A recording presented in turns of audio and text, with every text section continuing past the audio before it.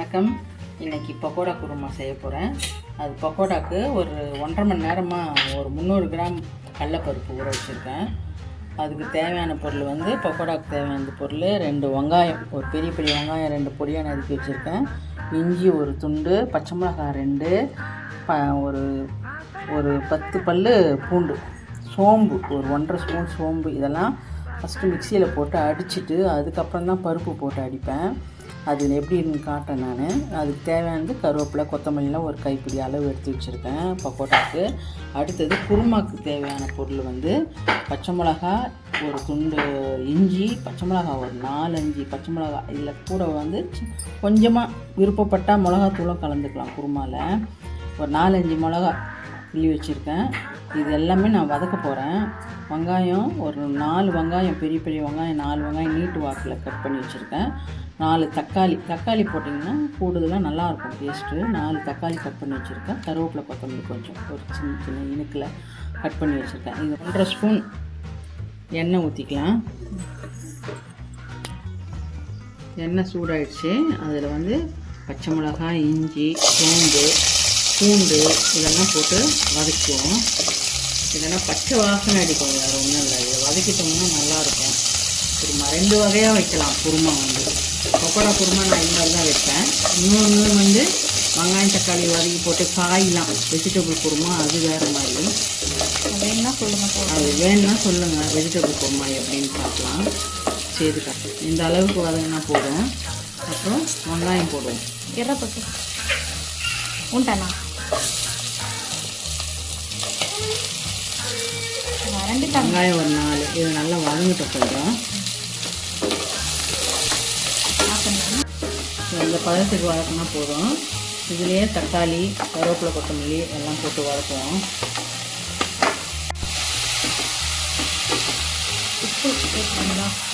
உப்பு குருமா ரெடி பண்ண சொல்ல தான் போடணும். இது வேணாம், இப்போ வேணாம். வதக்கிறது தான் இது. வதக்கி அரைக்கணும். இந்த பதம் வதக்கிட்டு ஆற வச்சு அரைப்போம். இதில் ஒரு 1.5 ஸ்பூன் அளவு கல்லுப்பு போட்டிருக்கேன்.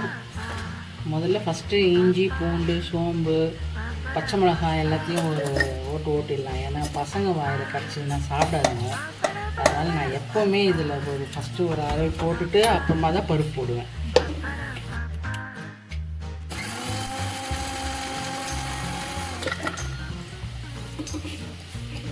அதை எடுத்து காமிச்சிருங்க. இந்த பதத்துக்கு வந்தால் போதும். வந்தோடனே பருப்பு போடலாம். நம்ம கடலைப்பருப்பு கூட கொஞ்சம் ஒரு புடி கையளவு துவரம் பருப்பு போடுங்க. டேஸ்ட் இன்னும் நல்லாயிருக்கும். நம்ம சாதாவும் பொரிச்சாவும் தனியாகவும் சாப்பிட்லாம். பக்கோடா குருமாவில் போட்டாலும் நல்லாயிருக்கும் டேஸ்ட்டு.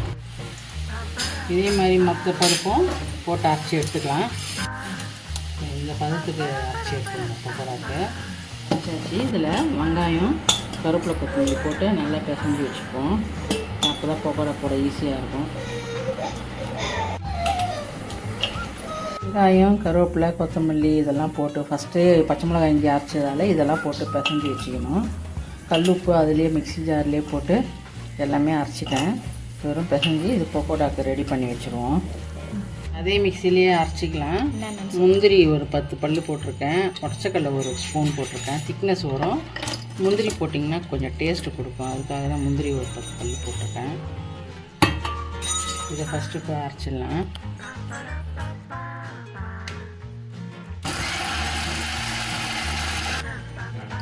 இந்த பதத்துலேயே வெங்காயம், தக்காளி நம்ம வதக்கி வச்சதை போட்டு இதில் அரைச்சிக்கலாம்.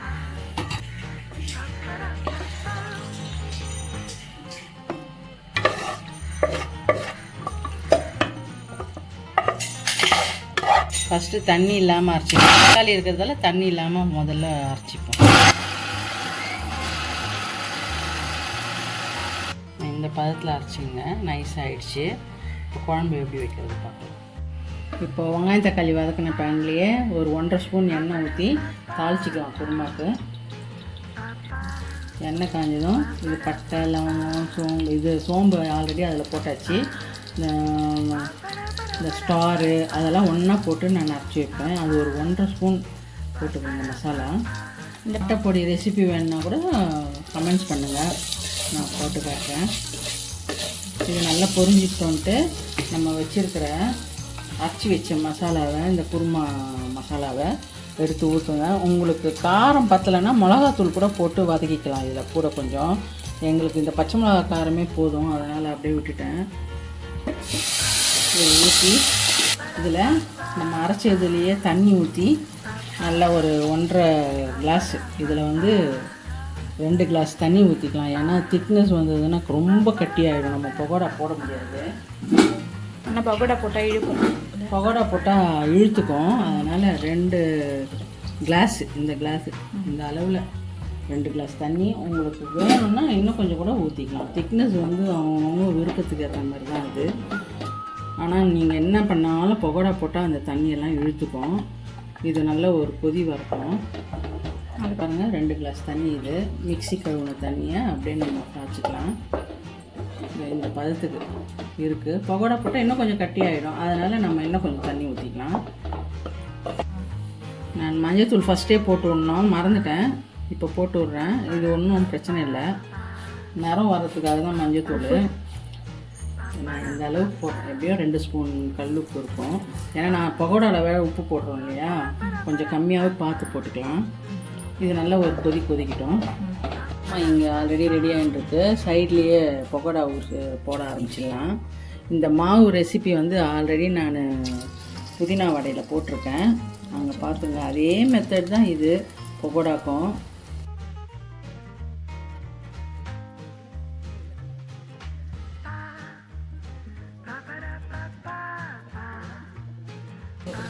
ஆல்ரெடி வதக்கின வெங்காயம் தக்காளி தான், அதனால் ரொம்ப நேரம்லாம் தேங்காய் ஊற்றினாலே எப்போவுமே பொருள் கொதிக்க விடக்கூடாது. கொஞ்சம் கொதித்து ஆற இது ஆஃப் பண்ணிட்டாலே போதும். இந்த அளவுக்கு வந்திருக்கு எனக்கு குருமா. ரெடி ஆகிடுச்சு. அடுத்தது பகோடா போடுறது காட்டுறேன். பகோடாவும் வெந்துருக்கு பக்கத்தில். அடுப்பு ஆஃப் பண்ணிடுறேன். அது பொரிஞ்சோடனே இதில் எடுத்து போட்டு காட்டுறேன்.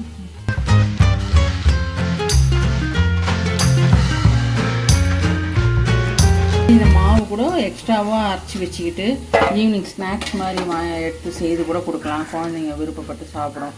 தனியாக இதுக்குன்னு அரைக்கணும் கொள்ளணுன்னா நமக்கும் கஷ்டமாக இருக்கும் இல்லைங்களா. அதனால் ஃபஸ்ட்டே கொஞ்சம் எக்ஸ்ட்ராவாக போட்டு அரைச்சி ஈவினிங் ஸ்நாக்ஸாக யூஸ் பண்ணிக்கோங்க.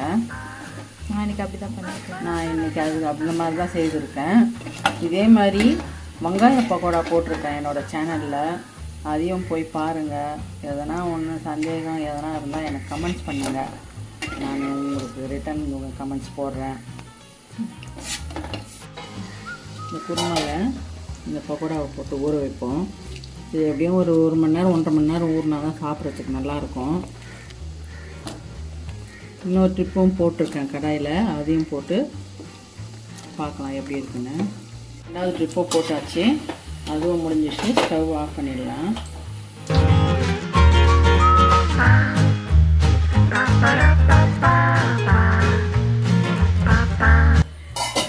பாருங்கள், ஃபஸ்ட்டு ஒரு தடவை போட்டதே எப்படி ஆகிருக்கு பாருங்கள், நல்லா ஊறி. இது நான் தேவையான அளவு மட்டும்தான் போட போகிறேன். நாங்கள் வெறுமனே கொஞ்சம் சாப்பிட்றதால எடுத்து வச்சுப்போம். இந்த அளவு போதும். சப்போஸ் உங்களுக்கு தண்ணி இழுத்துக்குச்சின்னு வச்சுக்கோங்களேன், வெந்நீர் நல்லா கொதிக்க வச்சு இதில் ஊற்றிக்கோங்க. சூப்பராக இருக்கும். அது டேஸ்ட்டு மாறாமல் இருக்கும். பச்சை தண்ணி ஊற்றினீங்கன்னா நல்லா இருக்காது. இது மேலே அப்படியே லைட்டாக கொத்தமல்லி தூவி வச்சுருக்கேன், கட் பண்ணி வச்சுருக்கேன். தூவிட்டு முடிச்சிடலாம். ரெடி ஆகிடுச்சு பக்கோடா குருமா. சாப்பிட வாங்க.